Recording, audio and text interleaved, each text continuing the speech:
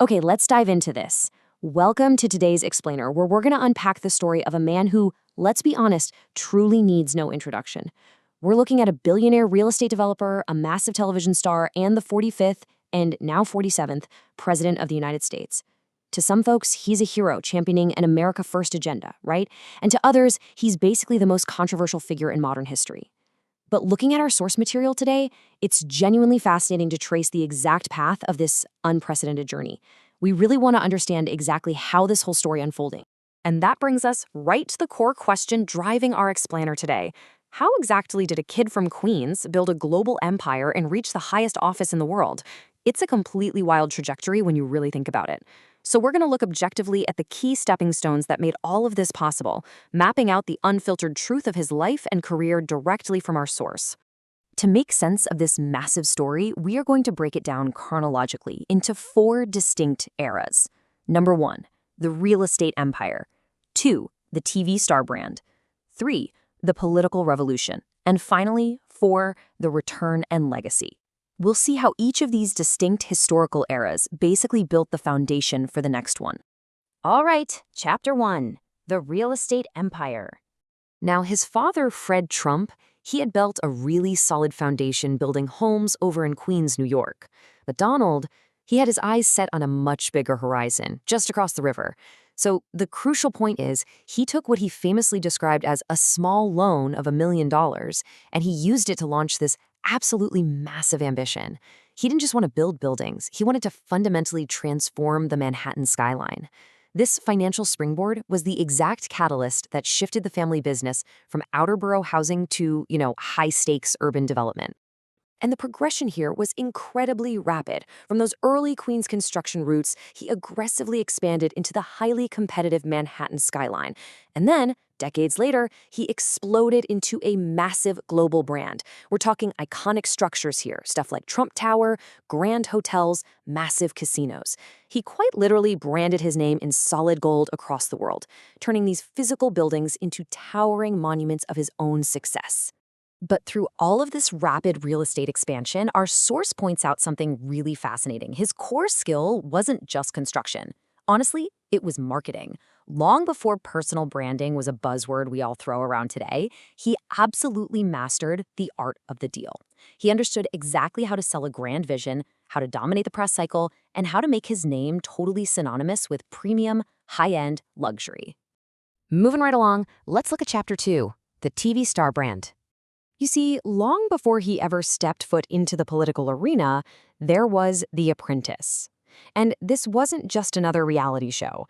The source notes it was actually a weekly vehicle that beamed a very specific, highly cultivated image right into millions of living rooms.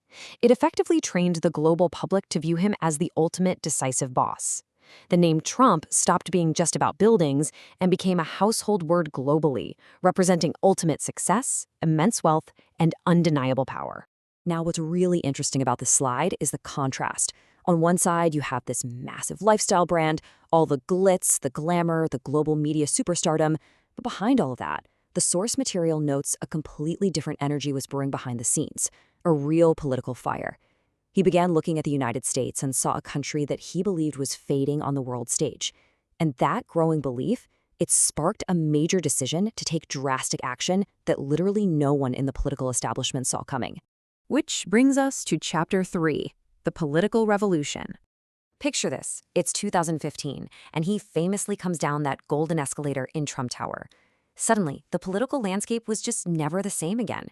And the engine driving this revolution was a really simple but incredibly powerful rallying cry: America First. By completely defying all the traditional political rules and conventional wisdom, this message fueled a massive populist movement.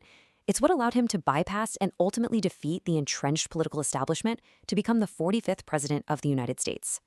According to the source we're exploring, his first term was defined by high-energy disruption. It was characterized by a booming economy, some truly historic foreign policy achievements like the Abraham Accords, and, well, perhaps most notably, a constant, relentless battle with the media. It was an administration absolutely defined by sweeping, unorthodox policy shifts. The ultimate takeaway from that first term is pretty profound. As the source asserts, whether you agree with his politics or you don't, he fundamentally redefined 21st century leadership. He completely changed how a president communicates directly with the public, how a president campaigns, and frankly, how a president fights back against opposition. It was a real game changer. Let's head into our final section. Chapter 4, The Return and Legacy. Let's move to and see how this builds, right? Following the really intense challenges and the defeat of 2020, a lot of observers and critics firmly believed his story was over. They thought that's it. But instead of fading away, his base strengthened. The MAGA movement proved far more resilient than his critics ever anticipated, and it culminated in this completely unprecedented, historic election comeback. Defying political gravity once again, he returned to the ultimate center stage. And that massive comeback results in this number right here, 47. He stands today not just as the 45th, but as the 47th president of the United States. That means achieving a non-consecutive return to the White House that we haven't seen since Grover Cleveland, way back in the late 1800s. As he steps into leadership once again, the dynamic has completely shifted, and the entire world is watching closely to see how this next term is going to shape both the nation and the globe.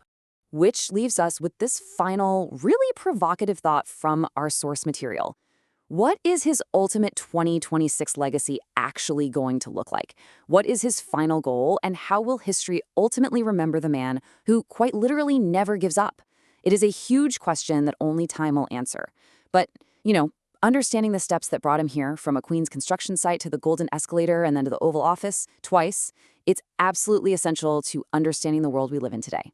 Thanks so much for joining me on this explainer. Keep questioning and keep learning.